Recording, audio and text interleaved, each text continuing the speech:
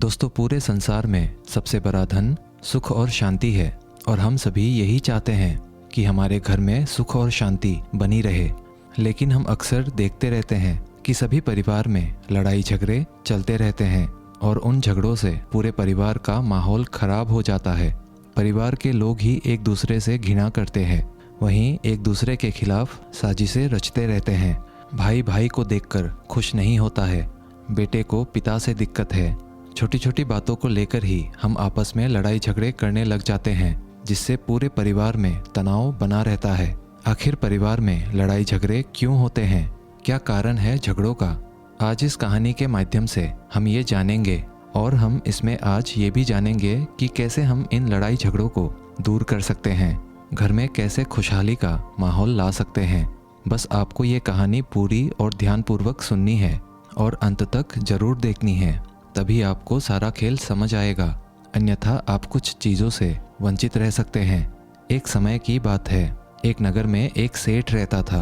वो सेठ बहुत धनवान था, उसका व्यापार बहुत दूर दूर तक फैला हुआ था। उस सेठ का छोटा सा बहुत ही सुखी परिवार था।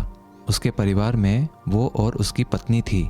वो सेठ सभी लोगों की मदद भी किया करता था। उस सेठ के पास कभी भी कोई चीज़ की कमी नहीं थी।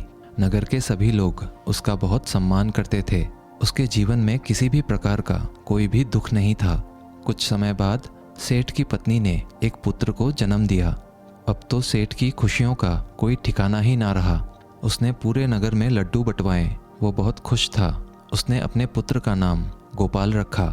सेठ ने गोपाल को खूब स्नेह दिया, उसकी छोटी छोटी सभी ज़रूरतों को अच्छे से ख्याल रखा और उनको पूरा किया। कुछ वर्षों के पश्चात सेठ को और एक पुत्र हुआ। सेठ ने दूसरे पुत्र के जन्म पर भी पूरे गांव में लड्डू बंटवाए। उसने दूसरे पुत्र का नाम श्याम रख दिया। वो अपने दोनों पुत्र गोपाल और श्याम से बहुत स्नेह करता, उनको सभी प्रकार की सुख सुविधाएं दी, उनको बहुत अच्छी तरीके से पढ़ाया लिखाया। सेठ ने अपने दोनों पुत्रों की हर ख्वाहिश को पूरा किया। जो भी गोपाल और श्याम ने उससे मांगा वो सब कुछ सेठ ने लाकर दिया। कभी भी कोई भी चीज़ की कमी नहीं रखी। धीरे धीरे समय के साथ सेठ के दोनों पुत्र जवान हो गए। अब सेठ ने सोचा कि मेरे बेटे बड़े हो गए हैं, अब ये मेरे व्यापार को संभाल लेंगे। फिर सेठ ने अपने दोनों बेटों को अपने पास बुलाया और उनसे कहा, गोपाल और श्याम बेटा, अब तुम बड़े हो गए हो, अब तुम्हें ही मेरा सारा व्यापार संभालना है और इसे आगे बढ़ाना है। अब तुम दोनों रोज मेरे साथ आया करो और मेरे से व्यापार के बारे में सीखा करो कि कैसे क्या होता है, कैसे व्यापार किया जाता है। अब रोज गोपाल और श्याम सेठ के साथ आते और व्यापार के बारे में सीखते।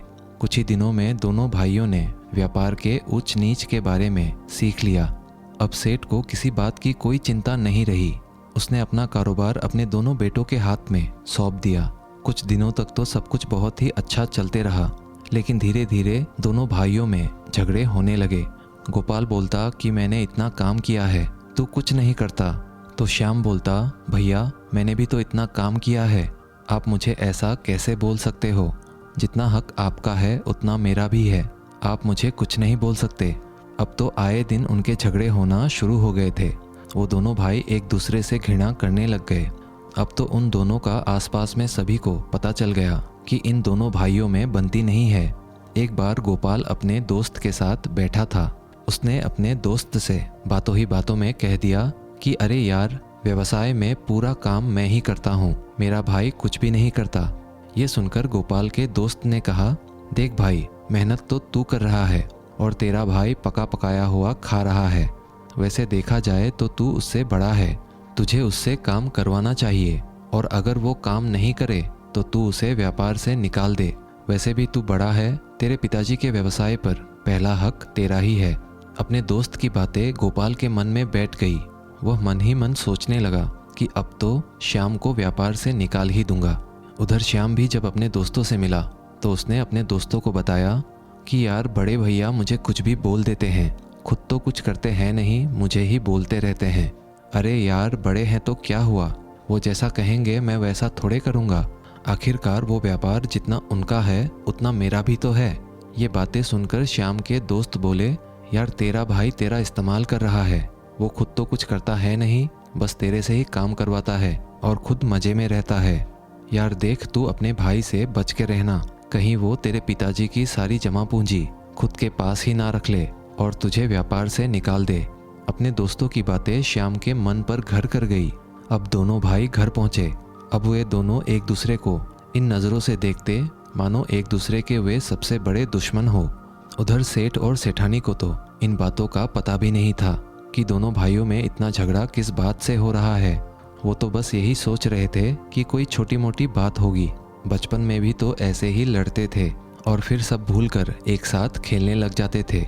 अभी कुछ देर में ठीक हो जाएगा इनका झगड़ा। लेकिन समय के बीतने के साथ उन दो भाइयों का झगड़ा बढ़ता ही गया।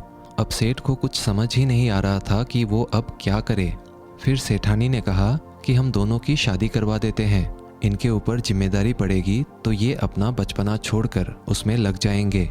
फिर वो कुछ दिनों बाद ही गोपाल और श्याम की दो सुंदर कन्याओं से विवाह करवा देते हैं। लेकिन गोपाल और श्याम के झगड़े तो फिर भी नहीं रुके, बल्कि बाद में तो वो झगड़े और बढ़ गए। अब दोनों भाइयों को बस यही बात सताते रहती कि कहीं व्यापार उनके हाथों से ना निकल जाए। वो दोनों एक दूसरे की चुगली करते। गोपाल कहता कि मेरा भाई श्याम सामान में मिलावट करता है, उससे सामान मत खरीदना। और उधर श्याम भी अपने बड़े भाई गोपाल के लिए यही कहता कि मेरा भाई सामान में मिलावट करता है, उससे सामान मत खरीदना। दोनों एक दूसरे के ही दुश्मन बन गए। उधर घर पर भी काम को लेकर उनकी पत्नियां आपस में झगड़ती रहती। एक कहती कि मेरा पति इतना कमाता है, मैं काम क्यों करूं। दूसरी भी यही कहती कि मेरा पति भी तो इतना कमाता है, फिर मैं भी काम क्यों करूं। सेठानी उनके झगड़ों से परेशान होकर खुद ही काम करने लग जाती, पर वो दोनों दिन भर छोटी छोटी बातों पर झगड़ा करते रुकती नहीं थी। सेठ ने भी ये देखकर सोचा कि ये मेरे घर का क्या हाल हो गया है। एक समय था जब मैं खुशी से अपने परिवार के साथ रहा करता था। हमारे जीवन में किसी प्रकार का कोई दुख था ही नहीं, पर ये लोग तो छोटी छोटी बातों पर ही झगड़ा शुरू कर देते हैं। अब समय आ गया है कि अब मैं दोनों बेटों को अलग कर देता हूँ ताकि उनमें किसी भी बात को लेकर झगड़ा ना हो। फिर सेठ ने दोनों को अलग अलग कर दिया। आधा व्यापार गोपाल को और आधा व्यापार श्याम को सौंप दिया। अब दोनों भाई अलग अलग व्यापार करते। वो दोनों भाई हमेशा एक दूसरे की बुराई करते रहते ग्राहकों से, जिसका असर उनके व्यापार पर भी पड़ा। और दूसरे व्यापारियों ने भी दोनों भाइयों के झगड़ों का खूब फायदा उठाया। दूसरे व्यापारी उन दोनों को भड़काते रहते कि तुम ऐसा करो, अपने व्यापार को जमाने के लिए तुम कम कीमत पर सामान दो ताकि लोग तुमसे प्रभावित होंगे और तुम्हारे से ही सामान खरीदेंगे, जिससे तुम्हारे भाई का व्यापार चौपट हो जाएगा और तुम मालामाल हो जाओगे। लोगों की बातों में आकर दोनों भाइयों ने ऐसा ही किया, जिसका परिणाम ये हुआ कि दोनों भाइयों का व्यापार धीरे धीरे चौपट हो गया। लोग उनसे कम कीमत पर सामान खरीदते और कुछ लोग तो उनसे उधार भी ले जाते और वो दोनों भाई भी उनको सामान दे देते ताकि वो उनसे ही सामान खरीदे और उनकी प्रशंसा करे। देखते ही देखते उन दोनों भाइयों का व्यापार पूरी तरह से चौपट हो गया। वो दोनों अमीर सेठ से गरीब सेठ बन गए। अब तो उनकी ऐसी हालत हो गई थी कि वो अपना घर भी ठीक से नहीं चला पा रहे थे। उन्हें समझ ही नहीं आ रहा था कि वो अब करे तो करे क्या। तभी वो दोनों अपने पिताजी के पास आए और उनसे बोले कि पिताजी, आप व्यापार कैसे क्या करते थे? हमारा तो व्यापार ही चौपट हो गया। हमने हर तरीका अपनाया व्यापार करने का, पर हम तो आपकी तरह बन ही नहीं पाए। आखिर हमारे साथ ऐसा क्यों हुआ पिताजी? तभी सेठ ने गोपाल और श्याम से कहा, क्या वाकई में तुमने अच्छे से व्यापार किया था? तुम दोनों तो हमेशा लड़ाई झगड़े में ही रह गए। तुमने व्यापार के ऊपर तो कभी भी ध्यान दिया ही नहीं। तब दोनों भाई अपने पिता से बोले कि पिताजी, अब बताइए हम क्या करें? तब सेठ ने कहा, तुम्हारी समस्या का समाधान तो मेरे गुरुदेव ही दे सकते हैं। तुम उनके पास जाओ। वो पास ही के नगर में नदी के किनारे में आश्रम बनाकर रहते हैं। वो तुम्हें अवश्य ही कुछ बता सकते हैं। पिता की बात सुनकर दोनों भाई गुरु से मिलने के लिए निकल जाते हैं। वो नदी किनारे पहुंचे। वहां पर एक बौद्ध भिक्षु अपने शिष्यों को उपदेश दे रहे थे। वो दोनों भाई उनके पास गए और उनको प्रणाम किया और उन्होंने अपना परिचय दिया। बौद्ध भिक्षु ने उनसे पूछा कि बालकों, तुम यहाँ क्यों आए हो? तब वो दोनों बोले कि हमारी समस्या है। पिताजी ने कहा है कि आप उस समस्या का समाधान बता सकते हैं। कृपया आप हमारी समस्या का समाधान कीजिए। बौद्ध भिक्षु ने उन दोनों से कहा कि बताओ तुम्हारी क्या समस्या है। तभी वो बोलते हैं कि गुरुदेव, पहले तो हमारा व्यवसाय बहुत ही अच्छे से चल रहा था, लेकिन धीरे धीरे हमारा पूरा व्यापार चौपट हो गया। हमने वो सभी करके देख लिया जो हमें करना चाहिए था। हमने लोगों को कम कीमत पर भी सामान दिया, पर फिर भी हमारा व्यवसाय बढ़ा नहीं, बल्कि पूरी तरह बर्बाद हो गया। बौद्ध भिक्षु दोनों भाइयों की बातें बड़े ही ध्यान से सुन रहे थे। फिर उन्होंने पूछा कि तुम दोनों ने कम कीमत पर सामान और उधार क्यों दिया? तभी गोपाल बोला कि हम चाहते थे कि वो हमेशा हमसे ही सामान खरीदे, ताकि हमारा व्यापार और बढ़े और लोग हमारी प्रशंसा करें। फिर बौद्ध भिक्षु ने कहा, तुम्हें ऐसा करने के लिए किसने कहा था कि तुम ऐसा करोगे तो लोग तुम्हारी प्रशंसा करेंगे और लोग तुमसे ही सामान खरीदेंगे?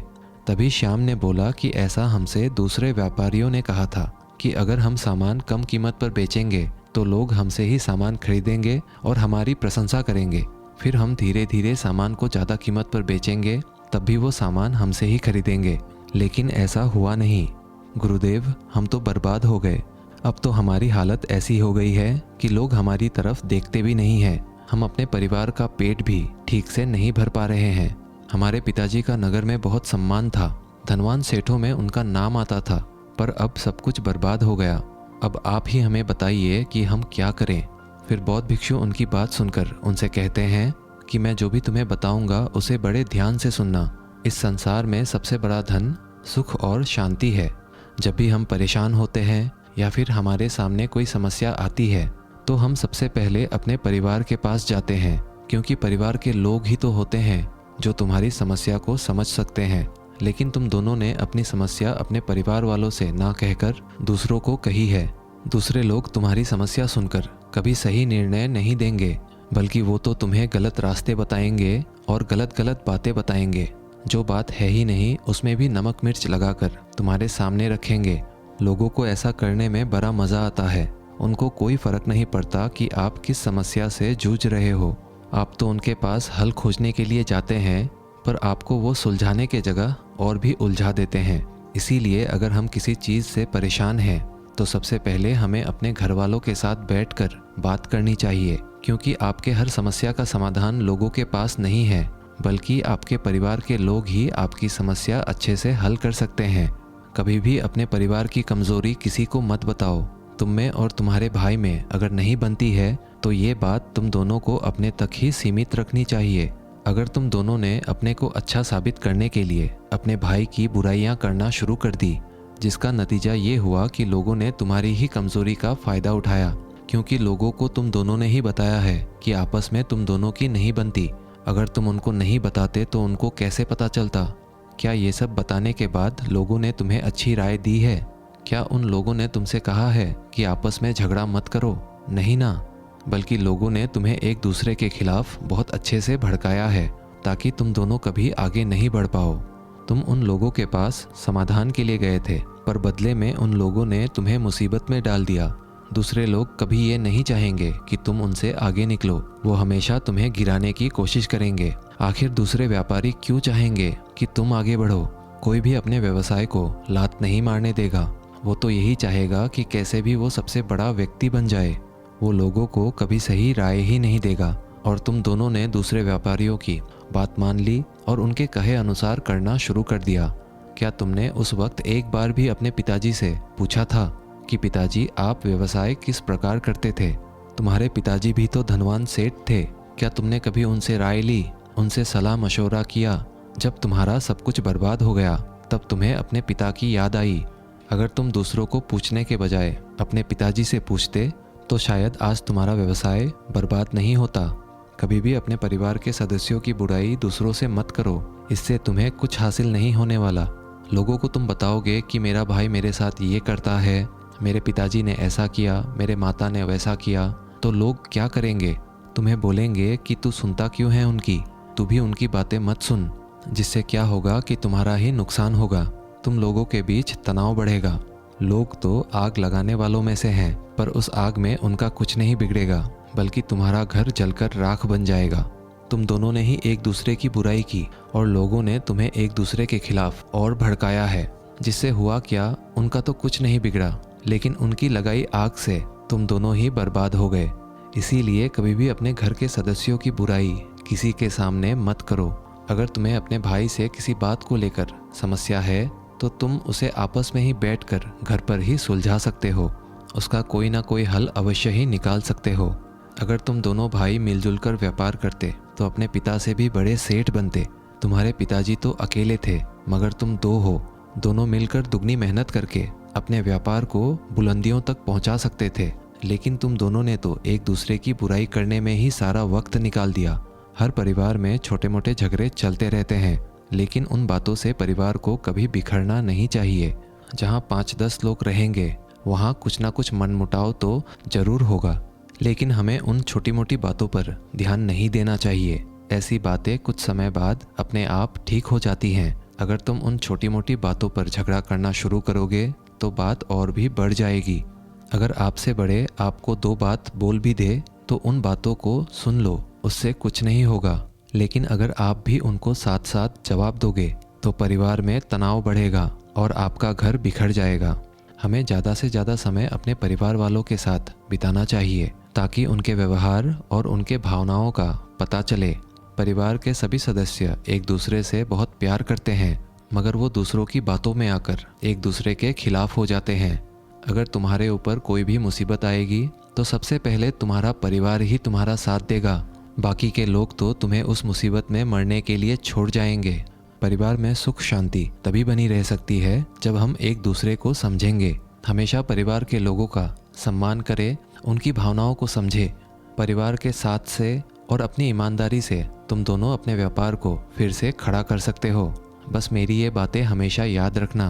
उसके बाद गोपाल और श्याम बौद्ध भिक्षु को प्रणाम करते हैं और दोनों एक दूसरे के गले लग जाते हैं और ये वादा करते हैं कि अब वो मिलजुल कर रहेंगे और साथ में ही अपना व्यवसाय खड़ा करेंगे। कभी फिर से दूसरों की बातों पर नहीं आएंगे और ना ही परिवार की बातें किसी को बताएंगे। दोस्तों, आशा करते हैं आपने इस कहानी से ज़रूर कुछ मूल्यवान सीखा होगा। अगर आपको ये कहानी अच्छी लगी तो वीडियो को एक लाइक और चैनल को सब्सक्राइब कर ही लीजिएगा। मिलते हैं अगले वीडियो में, तब तक के लिए धन्यवाद।